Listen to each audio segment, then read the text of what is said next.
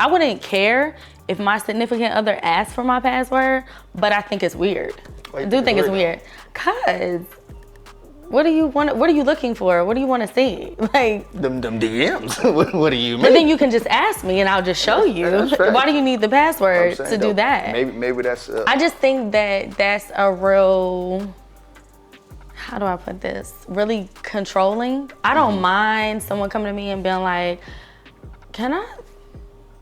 let me see your inbox. If we're actually in a relationship. I don't mind that. What you mean actually in a relationship? If we're in a relationship, because people talk, but you can text somebody or talk on the phone sometimes, but you're not in a relationship. I just think that that's different. Would I probably do it? Yeah, I would probably still get a person my password. But does it affect relationships? Yeah.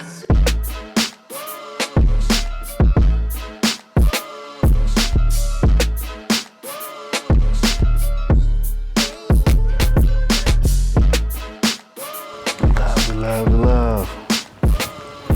So how's the day going? Everything good? Everything fantastic.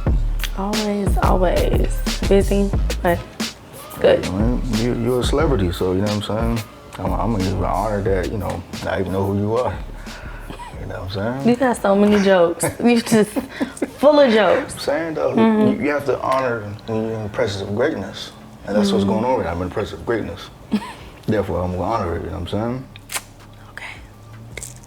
Appreciate it. Yeah, no, I appreciate that. I appreciate you. Well, it's another episode of Catered Conversations. Your boy Lucky Lefty, where we talk about anything from fashion to sneakers and everywhere in between. I got a special human in the building. One of my good peoples. She's top notch. She's the epitome of a great mother, woman, the whole 9 yards. Thank you. Ash. Hey. So I appreciate you coming on. Thank you for inviting me. She's definitely gonna be a special co-host. I'm pretty sure it's gonna be the last time we see her. We're gonna dive into a couple topics here, ranging from what she got going on, past topics on other podcasts to get a woman's perspective, and things of that nature. So we're gonna make it shake. One thing we do here on Catered Conversations is we highlight the sneaker game, right? So, that's how it really started. So we're gonna just introduce what you got on. So tell me what you got on your feet today, Ash. There's some mids, Blazers, Nike, of course, super comfortable. They're the dual strings. I love these. Nah, they fly. Like I don't think I ever seen them before. Them drinks fly. I love them. Now, did it come like that with the vintage double. Look? Well, I'm talking about the top with the Okay, that's fly. That's fly. Yeah.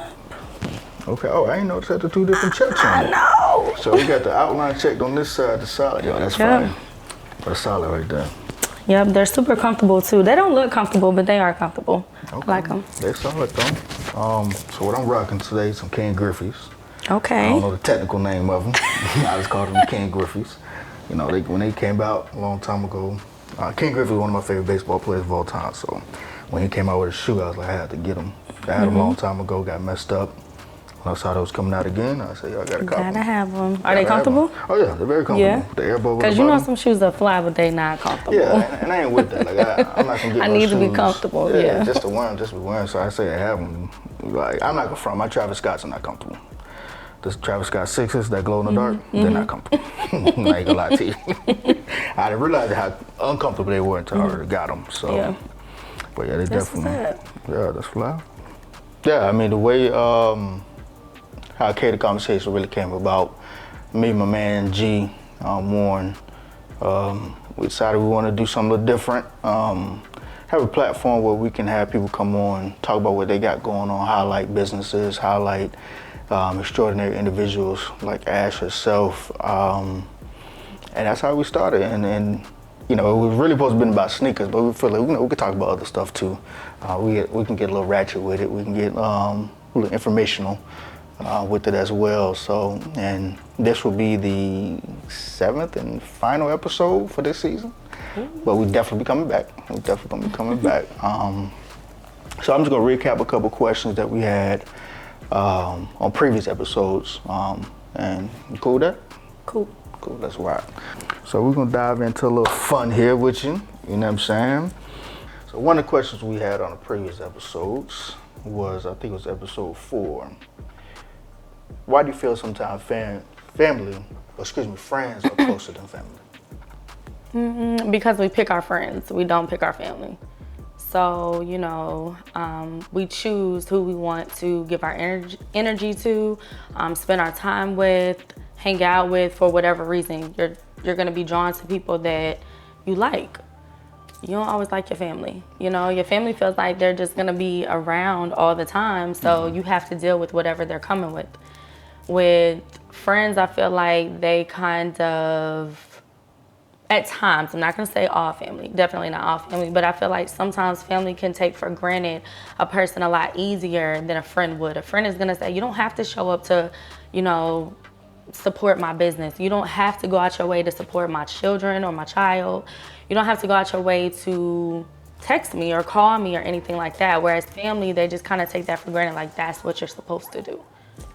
I mean, that makes a lot of sense. So, do you feel like we need to get back to those old times where we used to have those big family reunions and family come together more often? Because nowadays you see more friends doing what's it called, Friendsgiving? Whatever term they use on that. Versus you spending that time with your actual family. So like, how can we get that balance back, or is it even worth giving back? I think it's definitely worth getting back. I think anything positive or anything dealing with growth is worth it. So I would say definitely in that aspect. I will say that I'm a person that my mom moved down here when I was 4. My friends, I nicknamed them, we call each other family because we are that close. I don't have other family here.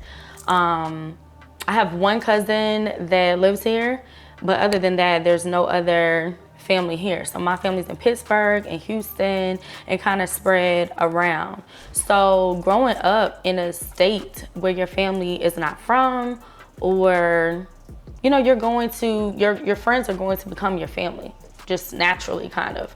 My cousins are really close, but that's because we work on our relationship. So we go and fly to each other's states and spend time with each other. But we didn't grow up down the street or able to spend summers together and stuff like that. Did we do family trips? Yeah, from time to time, and had family reunions, but there's nothing like being in a city with your family. So personally, especially because I had a daughter pretty young, a lot of my friends kind of drew in on my daughter. She was the only child in our family. So, we're all very, very close. That's fair enough. But I do think it's worth, definitely, there is a difference between family and friends. Some of my family members are also my friends. Yeah. Right? So I think that's very important. And definitely getting back to a more family-oriented community, I would say, or even just making sure that you are participating at your family's functions. So supporting each other, definitely planning those family reunions. And I think that just made it harder of us going through COVID. But I think it should also make us realize what's important, and that some things that we're doing that takes up that time is not as important as family time. I'm with you on that, because I have I have a few cousins that are pretty much like my best friends. My cousin Ronnie, my cousin Marlon, like those, like my best friend. We're not in the same state. May not even talk to them every day, but whenever I do talk to them, it's love. We have a good convo, whatever the case may be. So I'm with you on that. Definitely. Definitely with you on that. Shout out to my cousins. Yeah, shout out to the cousins. You know what I'm saying? Family. So now we're gonna get into some more interesting, juicy stuff. You know what I'm saying? I need a woman's perspective. Okay. Nothing crazy. Nothing crazy. Okay. So I think it was episode 3. We was talking about how, the influence of social media when it comes to relationships. And of course, it was just me and other co-hosts, another male. But I think I want to get a woman's perspective on this, because, sometimes we look on the outside and people are like, well, social media plays a major part on how people break up, what they go through. So how you feel like the influence of social media on relationships, and do you require your significant other password? Oh, Okay, so I would not require a password. No, I don't even want the password. Let me answer that first. And to be real, I wouldn't want anyone to ask. I wouldn't care if my significant other asked for my password, but I think it's weird. I do think it's weird. Cause what do you want? What are you looking for? What do you want to see? Like them DMs. What do you mean? But then you can just ask me and I'll just show you. Why do you need the password to do that? Maybe that's. I just think that that's a real. How do I put this? Really controlling. I don't mind someone coming to me and being like, "Can I? Let me see your inbox." If we're actually in a relationship, I don't mind that. What you mean actually in a relationship? If we're in a relationship, because people talk, but you know, you can text somebody or talk on the phone sometimes, but you're not in a relationship. I just think that that's different. Would I probably do it? Yeah, I would probably still get a person my password. But does it affect relationships? Yeah. Yeah, it does. And how you think it affected? Cause like, oh my gosh, in every way. From a female's perspective,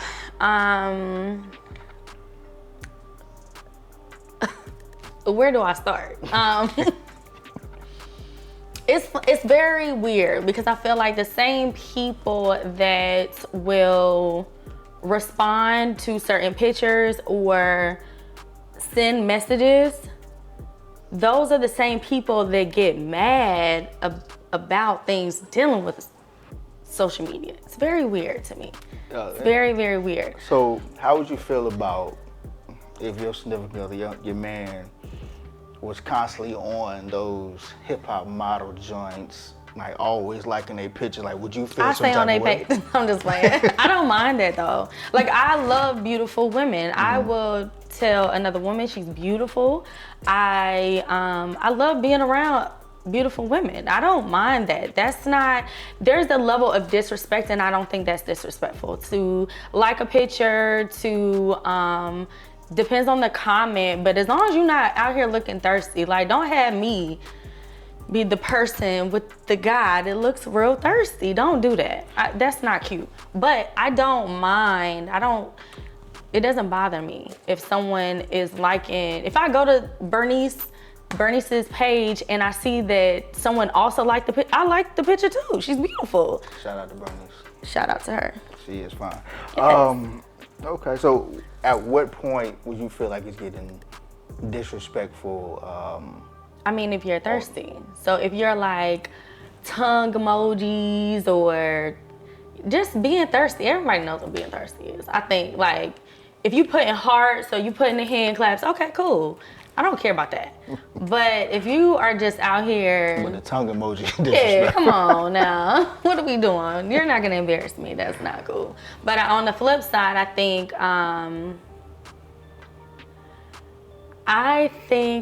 so. I feel like what I'm gonna say is controversial, kind of. So I don't really want to say it, but let's talk about it. Okay, so I kind of feel like men are attracted to, you know, females for different reasons, right? So if you don't know someone on social media, obviously you like their pictures or you like what they're posting, you know. Men are visual creatures. Correct. But every man cannot handle a certain type of woman either. Just like every woman cannot handle a certain type of guy, right? Let's talk about that. So not every man is gonna be able to handle a woman that is constantly on social media, no matter if she brings in a bag off social media and she don't ask you for nothing.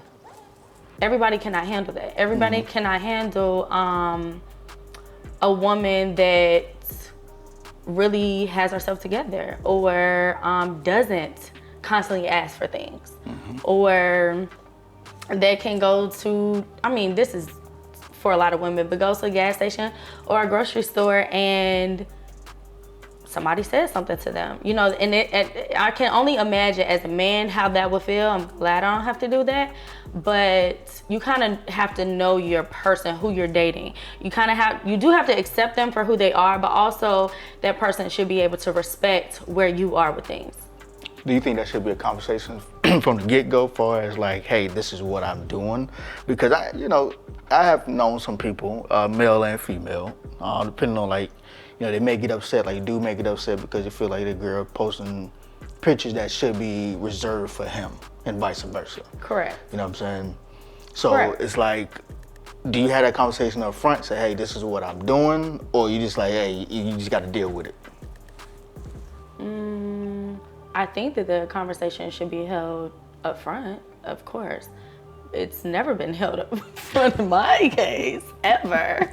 What you mean in your case? It's almost like, because I have talked to somebody that we seem cool, like when I go on vacation or I go to the pool or I'm going out, I'm gonna post what I wanna post. Like, I'm not going to be twerking. That's not my thing. I'm not gonna be twerking. Gotcha. I'm not gonna be doing all that. But if I'm at the beach or if I'm on vacation and I want to show that I'm at the beach and I'm chilling in the sun, as long as it's not, I think it should be tasteful, definitely. But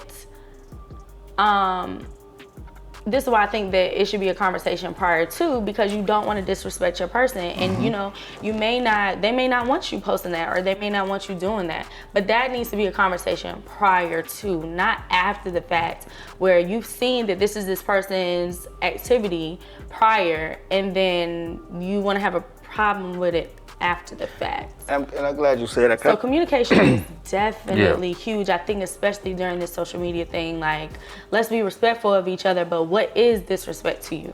What is disrespectful to me? Yeah, I'm with you. I think that's the part that people don't have that conversation on. What I might not, they may set an expectation in their mind, but never communicate with the other person. Correct. And then they get upset when it don't happen. Like, how do I know that you don't like that? How do I know that that's not, you know, your thing, unless you're talking? You should be able to talk to your person, unless you're communicating that, yeah, that ain't really a good look. And a woman should be able to take that type of, not necessarily even criticism, I don't think. I think sometimes when a man does that, it is for protection of a woman. So I think that if you're committed to dating somebody, and as long as they're not like super disrespectful in the way that they're saying it, if they're not comfortable with something that you're doing, you should be able to take that and say, you know what, I didn't do it with those intentions, but I am gonna honor how you feel about that. And that's facts though. That's what's up. So I'm gonna switch gears a little bit, because I think this is a hot topic that comes up frequently sometimes on social media.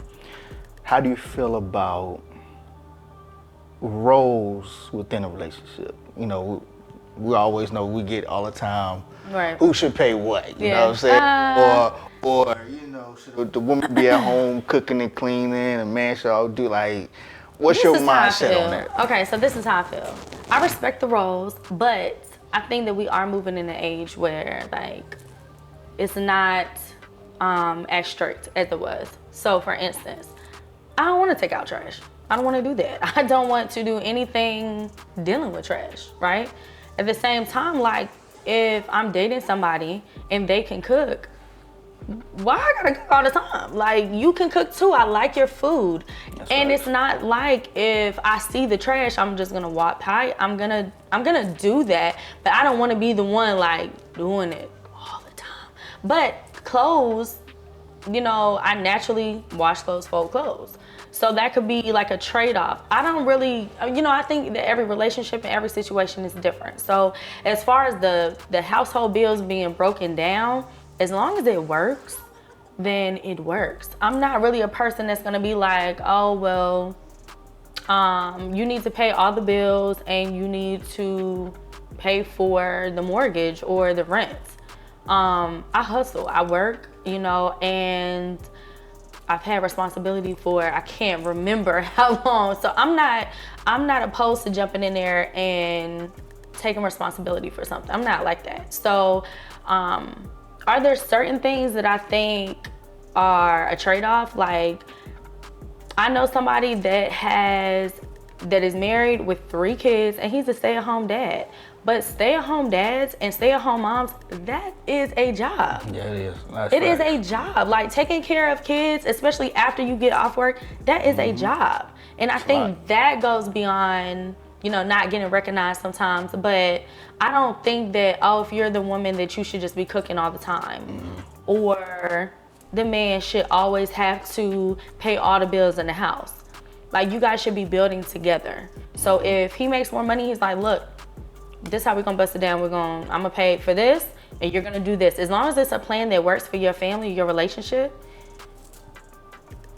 then more power to you. I'm with you, and I think that's what a lot of people get confused. You gotta go do what works for y'all at the end of the day. Like, if he's able to do all that and maintain his sanity without having to do nothing extra outside, then do what you gotta do. Right. But, you know, me personally, I love to cook. So, like, whoever I'm with, it's not required for you to cook on a daily basis. Now, I do require that you do know how to cook. You know what I'm saying? Because if you can't cook now, we may have to work that out. But, like me, you know what I'm saying? I can cook, you know what I'm saying? Me personally, I love to clean. That's like my outlet. That's my time to decompress. So I do that anyway. I've been doing that for the last past so long. So, but you know, I get it. It's something I wanted to ask. I'm trying to remember how to word it right. So I saw something on another. Oh, but let me be very clear though. So like, I'm not gonna do broke though, so I just want to be clear. So what's your definition of broke? I'm not doing, because I'm not broke, so I'm not gonna what's do broke. What's your definition of broke though? You can't be broke. Like, because some people will say, well, if a dude makes $60,000 a year, he's broke to the extent. No, it depends on how you live. Mm-hmm. You can make $60,000 and be living very modestly, and you're good for you, right? And you could be making six figures, but you're not living within your means. So you have to live broke. Yeah. Because you haven't been smart about your money. So, but I just wanted to make that be clear. Like, if it works for you, but you know, broke don't work for. I think that people should have themselves together and truly be able to bring something to the table to present. That does not mean that somebody can't hold you down during a certain time, whether you're in school, whether you lose your job, life happens. But you got to come to the table with. And I'm glad you brought that up, because I saw something on a different outlet, and I wish I remember the name to give them credit for it, but the man said, what does a woman truly bring to the table? Mm-hmm. Because he was like... Was that Kevin Smart? Was that him? Nah, it was somebody else. Because he basically stated what a man brings to the table, how he worded, what a man brings to the table cannot be replaced by service. So, because the girl was like, well, you know, I bring, you know, I clean the house, cook things that I can pay for that, is what he said. Right. Like, so what are you truly bringing to the table? Because other than the stuff you just said, I can pay for. Like, what can you bring to the table with that? Because a man, you can't pay for somebody to pay your rent. You can't pay for nobody. Yes, you can. She can pay her own rent. But that's what I'm saying, though. What he was stating was, I can hire a maid to clean, I can hire a chef to cook. Mm-hmm. So what was he bringing to the table that wasn't that couldn't have money put on it? Other than a woman paying for it, he basically saying a man brings, you expect a man to pay the bills, you expect a man to do protection. Oh no, that depends on the type of woman you're talking to then. It depends on the type of woman you're talking to. Correct, and I think that's different where tiers too. Different tiers. That's where she got lost, because she was like, "Well, I can do this," and he's like, "Well, I can pay for that." Yeah. Like, what can you bring to the table that I cannot pay for? I wouldn't bring I wash dishes to the table. That's not something that I would bring to the table. That should be automatic. Mm-hmm. Just like it should be automatic for a man. Like, you should wash dishes sometimes. What would you bring to the table in a relationship? What would I bring to the table? Yeah. A lot. So I feel like intellectually, definitely on a different level. I'm very much into politics. I need to know what's going on in the world around me. Okay. I'm very into sports. So we can have different conversations. We're not just going to be talking about the same thing all the time. Yeah, I'm into sports. I am. Mm-hmm. Yeah. Fashion.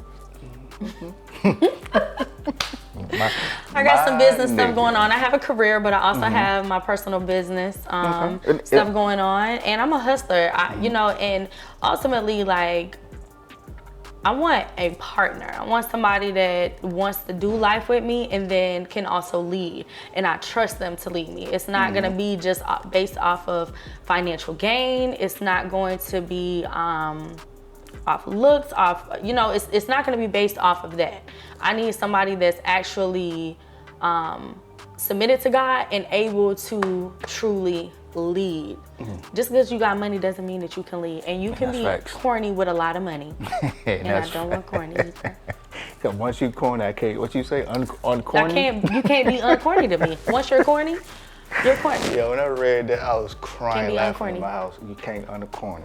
That's wild. Well, she corny, you're corny. That's wild. I respect that though, and I think a lot of times people get that confused. It's like there's a lot of women that say they want that, then when a man present that to them, they're kind of like, so. What depends on? I think that there's just a different language that men and women speak, right? So I think that. Yeah, we speak English. Maybe to you guys, you do. But men and women definitely speak different languages. There's a different type of woman that would say that, okay, this is what I want, this is what I bring to the table, but is she a genuinely family-oriented person? You know, like if you're close to your family and she don't want to be around your family, that's not going to make a good bond. If she doesn't care about being a mom and you want more kids, or you have kids already, that's not going to be a good mix. You have to also be man enough to say, look, is she a good mom? Forget the looks. Forget she out here like, you know, getting money, or she's really into, is she a good mom? Does she like to do family-oriented things? If I put her in a position to win, is she going to win? That's different. That's dating to me. Yeah. You know what I'm saying? And I just think like in our generation right now, it's not about truly getting to know someone or dating somebody. It's let's hurry up and see if we're physically a match. And that can only last for so long if you don't match up on different levels. If you don't have other things that are going to feed that, then that's gonna die. No, I'm definitely with you on that. I think, like you said, these generations, they don't really take the time to really get to know somebody on a different level other than physical. I think nowadays it's like, I want that immediate gratification. Let's do this and get it out the way. And then you get in together and realize y'all don't mix. Yeah, we're not even probably good friends. Like, I would never be your friend. Why am I here? What's going on? And to me, I think that's that should be the foundation of most relationships, is a strong friendship. Yeah, for sure. Because you have problems at the end of the day, you can go back to that. You can forgive your friend easier than you can forgive somebody that is just a physical attraction to you. You can try to understand who that person is if you truly care about that person. You can sit back and say, I don't even get where you coming from, but I love you enough to respect that we feel different about this and move on from there. That's different than you dealing with somebody over money, or you dealing with somebody because of the physical attraction or looks. Like, I'm not dealing with that. And that's right. Because looks can fade, boy. Yes. I tell you. You can be fine and be a dummy. And I ain't with that program at all. Well, you mentioned not so long ago that you're a hustler, you got a business. So let's talk about it. Like, what is your business? If you cool, talk about it. Yeah, that's cool. Okay. So what do you do? I have a natural cosmetic line. I will be relaunching very soon, so I've been working on that. It's over 15 shades of natural lipsticks, and then just skincare, period. I have that, lash, wax, brow, and then, well, I also have my career, but that's under Beauty District. So I have some goals coming up that I'm gonna keep on the low a little bit until I, reach those. But definitely that has geared up my, so I have a career, but that's geared up my, just my hustle, just my, I'm pushing through. This is what I want to see done. It has to be done by this date, and working it, and you really see the profit too. So I'm just gonna dive, deeper in that and reap the benefits of that, hopefully sooner than later. That's fact. That's fact. So what made you want to be an entrepreneur? Like, was it a catalyst that pushed you to do that, or you just woke up one day and say, hey, I wanna own a business? Well, I've kind of always done my own thing. I had a job really young as a teenager. I was raised by a single mom, so I saw the way that she built herself up. We didn't really come to Charlotte with a lot, and I really see how she works. She has wonderful work ethic. She's very wise. She is feisty when need be. She does not let people run over her at all. And she does very, very well for herself, So I have never not hustled, I don't think. When I was in college, I was working. And then I bartended for a few years, and I just saw like, I can have a career, but I can also bring in this extra money and just put it to the side. And I was a mom at 20. So that was kind of just needed. And I've never gotten out of, when I stopped bartending, I launched my lipstick line and then went full cosmetics, started doing makeup, started lashing, waxing brows. So it kind of just came, honestly. And I love making people feel beautiful. I love seeing the reaction off of people. So it just came naturally. Okay. So, like, I know you mentioned the brows, makeup, lashes. Like, how do you gain the ability or know that I can do that? Because I don't think, like, the normal person could wake up one day and say, hey, I can be a beast at lashes. Like, so how did you get good at that? So when I want to learn something, I'm very competitive, number one. And when I want to learn something, I'm going to learn it. Okay. So I started watching a whole bunch of YouTubes, and then I took the course. And I already kind of knew what I was doing when I was taking the course and actually doing it. And my mom was my first client. But I don't know. When I want to learn how to do something, I'm going to do it. So I saw it and I was like, I can make what and what? Oh, what? Charge what? For an hour and a half? Oh, I can do that. That's nothing. So that's what I do. I think it's very interesting, that whole business in itself, whether it's makeup, lashes, like how profitable it is. Yeah. Like, because I remember had a homegirl back in VA, got married, and I think she said for her bridal party, it was like $800. I was like, for what? To do makeup? I said, you gotta think every face is gonna take, well, it depends on the makeup artist, definitely. But I have a wedding coming up. So I'm excited about that for sure. And it's wild because it's like, there's a lot of people who do makeup, but it's still enough of the pie for everybody to eat. Yeah. That's what's wild to me. That's wild. So as far as on the business tip, like how do you balance being a phenomenal mother and running a business? I incorporate my daughter in my business. So she comes with me to pop-up shows. She can tell you everything about my cosmetic line. Literally, she grew up with me doing that. And then one time I was doing all three. I was bartending, I was doing the cosmetics, and in my career. So that's really all she knows. She's seen her mom do that for so long that she knows. She, if I have shows and I'm talking to somebody or selling something, and someone wants to know an answer, she's gonna answer them. She's gonna ask you. She has watched me so much, she'll start the conversation with you. That's dope. That's dope to bring them in. Yeah. I think, we gotta Shout out to teach Carmen. Shout out to Miss Carmen. Yes, I think we definitely gotta bring our kids in because we didn't have the blueprint for the most part with our parents to show what generational wealth can look like, or a businessman look like, that we can build them up to have a successful business. 'Cause at the end of the day, like, I think Dame Dad said it best on Breakfast Club, like, you gotta start hustling for your last name. It ain't about us no more. Once you have kids, it's about them, setting them up to be successful. When they get older, they have options instead of worry about She has no excuse. You saw me work. Yeah. You saw this from the ground up. So it's no excuses. Very, very true. That's fact. So, like, how can people reach out to you once you do launch your natural makeup line, cosmetic line, and also for the lashes? It's gonna be fancy.525 on Instagram. I also have fancy525.com. So you can schedule online. You can follow the Instagram page, and that's pretty much all I promote. But and my clients promote a lot, honestly, for me too. But you can follow me on those pages. Okay, that's dope. Well, I appreciate your ass for coming through. Of course. 100 grand strong, 9 to be exact, for grinding G-Packs. But don't mind me, people. I'm extra with it. We're gonna see who's lighter on this when this runs back. Because at the end of the day, we're the same hue. Like, I don't understand this.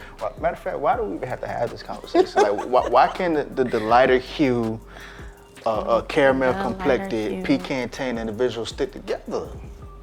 Because you always act funny. You act funny. I act funny? Yeah. Okay, you know what else? You say a little comment, and then you'd be acting real like we the same hue, beloved. No, I think I got you by a couple shades. I'm a little bit more caramel than you are. You got a little bit of a little bit more creamer in you than I do. It's your boy Lucky Lefty. We shining down. Salute.